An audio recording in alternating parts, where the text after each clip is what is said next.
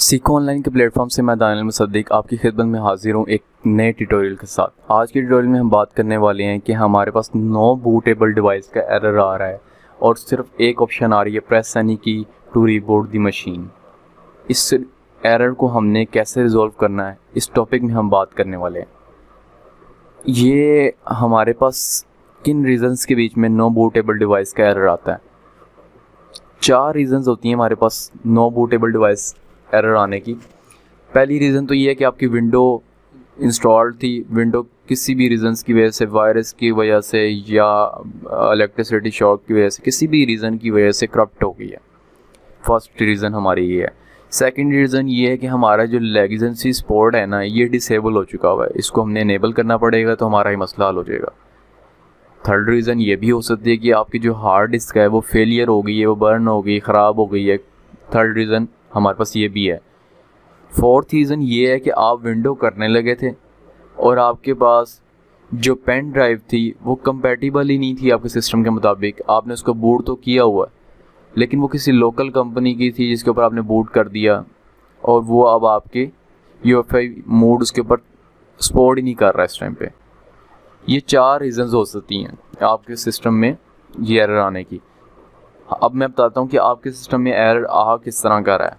आपके सिस्टम में जो एरर आ रहा है वो कुछ इस शेप का होगा या सिर्फ इतना लिखा आ रहा होगा, no bootable device insert boot disk and press any key, ये एरर आ रहा होगा। तो इसके लिए परेशान होने की ज़रूरत नहीं है, आज की वीडियो में हम इसी को रिजॉल्व करने वाले हैं। अच्छा, इसके लिए आपने क्या करना है, सबसे पहले सिस्टम कॉन्फ़िगरेशन में जाना है। सिस्टम कॉन्फ़िगरेशन आपके पास 2 तरह की आ सकती हैं, या तो हर सिस्टम की कॉन्फ़िगरेशन अपनी होती हैं, डेल की अलग है, HP की अलग है, एसर की अलग है, सबकी अलग है। इसलिए मैं F10 के थ्रू भी आई थी, F2 के थ्रू भी आती है। आपके सिस्टम में जिस तरीके से आप बोर्ड मेन्यू में जाते हैं आपने वो प्रेस करना है। प्रेस करने के बाद सिस्टम कॉन्फ़िगरेशन में आना है। सिस्टम कॉन्फ़िगरेशन में आने के बाद आपने बूट ऑप्शन में जाना है। अब बूट ऑप्शन में जाने के लिए लोग तो परेशान होते हैं कि मेरे पास तो डिस्प्ले इस तरह का आ ही नहीं रहा, मेरे पास डिस्प्ले इस तरह का आ रहा है। अक्सर लोग कहते हैं कि हमारे पास बूट ऑप्शन यही आ रही है। आपके पास जो भी बूट ऑप्शन आ रही है आपने उसके बीच में जाकर तो आपने अपनी हार्ड डिस्क को सिलेक्ट करना है।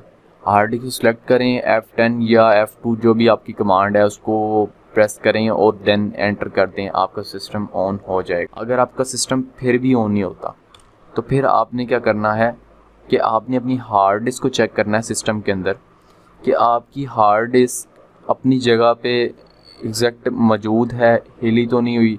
अब इस तरह हार्ड डिस्क हमारी कंपनी की तरफ से मैन्युफैक्चरली फिक्स आती है, ठीक है। मोस्टली केस में क्या होता है कि हम रिपेयरिंग करा के आए, कुछ चीज़ चेंज करा के उसने हार्ड डिस्क थोड़ी लूज़ छोड़ दी, उसका नट नहीं लगा हुआ या थोड़ी लूज़ है, तो वो हार्ड डिस्क हमारी इस तरह से हिल जाती है अपनी जगह से।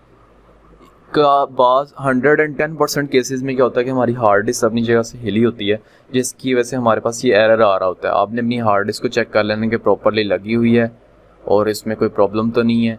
उसके बाद आपने हार्ड डिस्क को रीस्टार्ट कर देना है। अब फिर भी आपके पास ये एरर आ रहा है, इसको हमने कैसे रिजॉल्व करना है, हमने हार्ड डिस्क को निकालना है और इस तरह का एक एक्सटर्नल केस लेके इसमें हार्ड डिस्क लगा के किसी सिस्टम के साथ लगा के आप चेक कर लें कि आपकी हार्ड डिस्क सही है या ख़राब है।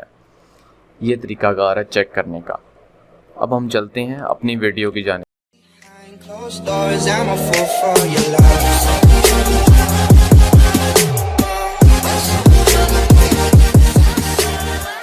हम अपनी सिस्टम की स्क्रीन की तरफ वापस आ गए हैं। तो अब हमने यहाँ क्या करना है, F12 दबाया, हम बूट मेन्यू में आ गए। मेन मेन्यू में हम आते हैं तो हमारी रैम वगैरह तो शो कर रहा है लेकिन हमारे पास हमारी हार्ड डिस्क शो नहीं कर रहा। तो इसलिए हम सिस्टम कॉन्फ़िगरेशन में आएंगे। यहाँ पर आके आपने चेक कर लेना है कि आपका लेगेंसी सपोर्ट जो है वो अनेबल है या डिसेबल है।